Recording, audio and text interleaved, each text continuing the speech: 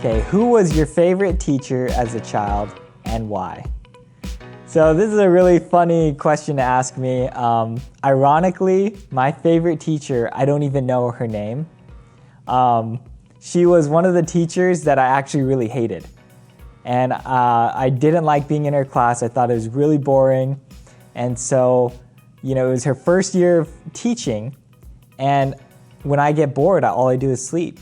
So I slept in her class for a whole month.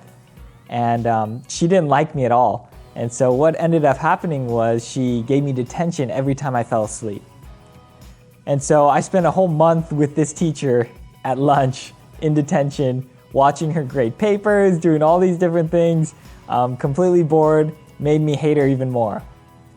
And so it got to be such a big problem that she took me into her class and she got my parents involved and the principal, and we all sat down, and I didn't know what to expect from this meeting, and she said, okay, I love your son, he's a great student, we just have this problem with him falling asleep.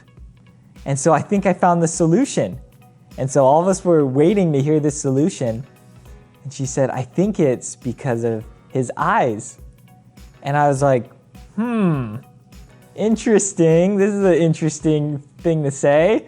And so she actually took me through these exams that tested my eyesight because she really thought that it was, so I had to put these blue sheets in front of a book and then red sheets, and I had to determine whether or not it was helping me read or not. And so after all this exams, because I didn't want to get in trouble, I ended up being diagnosed with this rare eyesight problem that they ended up saying that, I need to have these red sheets in front of my books every time I read in order for me to be able to read better and not fall asleep. But what this really did was it gave me a huge perspective change on my teacher. And ever since that time, I really realized that she wanted to help me. And so from that point on, I really enjoyed her class. And I really appreciated her for all that she did. And I tried to respect her. Even though the other students didn't, that the class was chaos, I appreciated her.